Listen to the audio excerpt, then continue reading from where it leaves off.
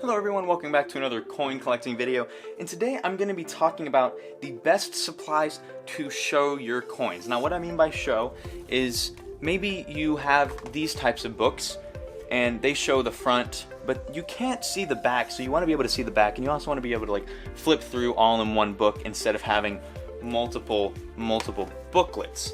And you may have these types, but they're just too expensive to get all of them for every type. And this also doesn't have Denver and Philadelphia, it just has one option, and it's kind of hard to get the coin in, honestly, because you have to like open it and then put it in and make sure you don't open the second one. And yeah, so if you're confused by that and you don't want to get into these, you don't have to, because there's another option besides these coin books. It does take some time, it does take a lot of effort, but if you're starting out and you're wanting to put some money into coin collecting, this is definitely the option for you. So what I have here is I just have a binder, and you may have seen these from my what's in my coin collection videos that I've made. But what I do is I just have a binder, and then I have these coin folders that I put these 2x2s in, which is what these things are called. These are called 2x2s, and you just buy like a ton of them. You can buy like a variety pack. I'll actually link to a variety pack you can buy that I bought in the description below, as well as other supplies in this video, like binders or the coin folders or a stapler and staples and stuff like that. So definitely go check that out after this video is over, and maybe purchase some yourself to get for your coin collection so that you can do this.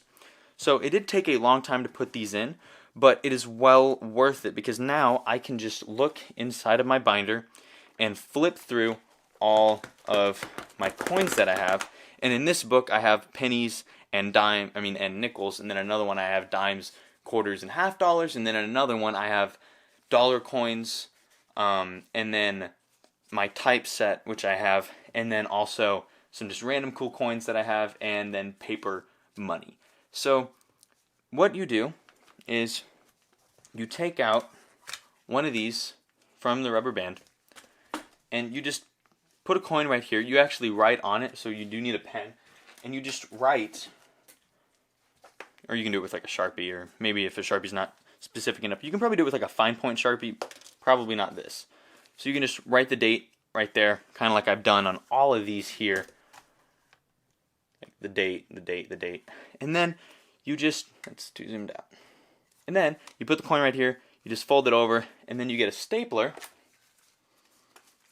And then you just staple, and there you go. And then you just put it inside of the coin holder. And these actually have openings at the top so that you can just kind of show you. You can kind of just lift up the flap at the top. Sometimes hard to get. And then you can just kind of just like slide it in. But I don't want to do that because they're kind of annoying to get out. You can get them out, but sometimes the sides of it does break. But if you just leave it in there, you'll have no problem.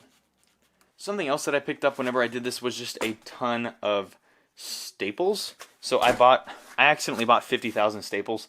I thought it said 5,000, but it's actually 5,000 per pack.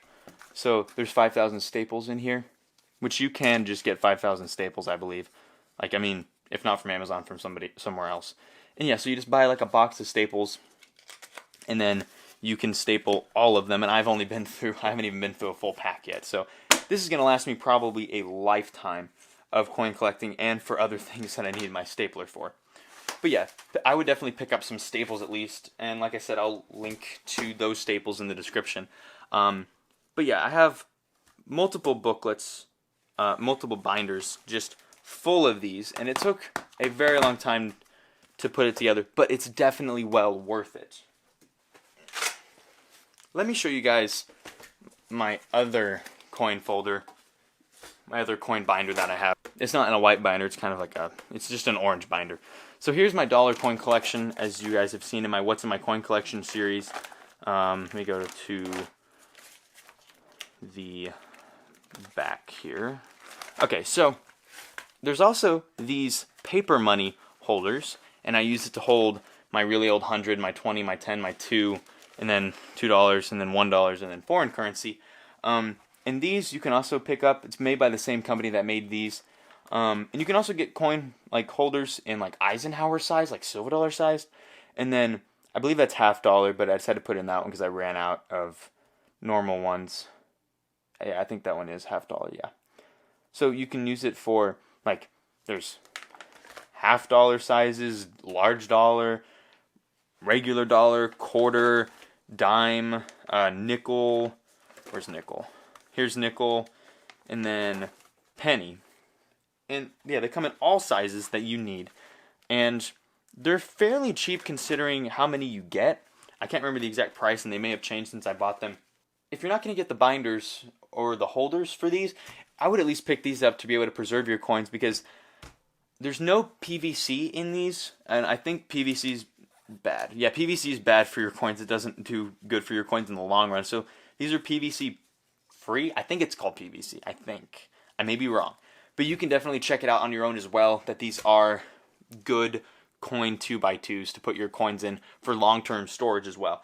But yeah, I mean, compared to what you get your own personal briefcase, essentially, of coins. And all you have to do is buy a few of these coin holders, a stapler, some staples, maybe a binder or two, depending on how many coins that you have. And it does take some time. It takes a lot of time to put them in, but it is definitely well worth it. Wouldn't you also want to just be able to like flip through? Because sometimes I just look through this thing, and because it's just so interesting, because you can see the front and the back, and it's so clear and it's so nice. And if I wanted to, I could take them all out and move them to some other book if I ever got anything like that. So yeah, and if you want to get a ginormous binder, you probably can put them all in one. I just haven't figured out how to, or else I would, because I would love to just have them all in one. Or have each denomination be in its own binder, and I can just put like some cover thing on it. This is like Lincoln pennies, because you can also get these with like the ability to put like a paper in, and then you can cut like a gigantic piece of paper to size, and then put it in here, and it says like Lincoln penny, and then or just like the picture of it would be cool, or something like that. So there's a ton of options on what you can do with the binder, but it is still pretty cool to be able to have all of your coins just kind of in a few binders instead of in all of these. And these do look cool, because it's like, oh, I want to look at this. But you can't look at the backs with those, and you can look at the backs with this. Like the 1909 VDB, which is actually in my type set, because it's a different type. Like this 1909 VDB right here.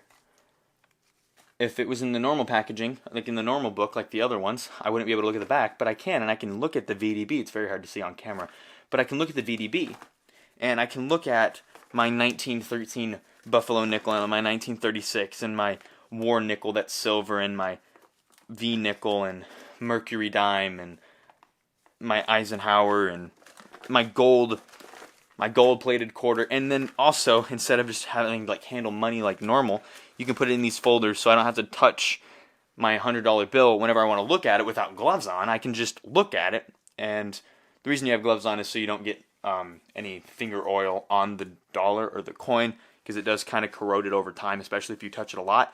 But I don't have to just have this laying around. I can keep it in a safe spot, and if you also want to, you can cut paper and write what it is, maybe where you got it from or who you got it from. So yeah, it's really nice having these. I love them. It probably cost me, for all of it, I think it was like $80. Now that sounds like a lot, but for what you get to be able to not have to ever buy one of these fancy folders or a ton of these folders, and I actually ended up selling all these. I just borrowed them from a friend to make this video that I sold them to, is you don't have to have those anymore, and you never have to have those again, unless you really want to. So yeah, it's around $80 for a few packs of these folders, a ton of the 2x2s that come in a various different amount of sizes, and I also have a lot extra. So like I think those are quarters, and then I have a ton extra here of like, these are probably also quarters, or these are I think dollars, like normal dollar coins, maybe $half or something like that. And then these are the large dollars, which I don't have a ton of. But yeah, you get a good variety of coin holders, and for not that much. Like you can get a ton of staples. The binders aren't included in the price. I just already had binders, and a few people gave me some binders. But yeah, binders aren't really that expensive. They're like $5 a piece, the ones I found.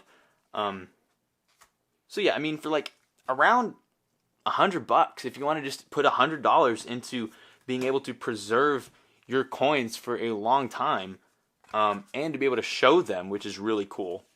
This is the best way to do that, to be able to see the front and the back of the coin.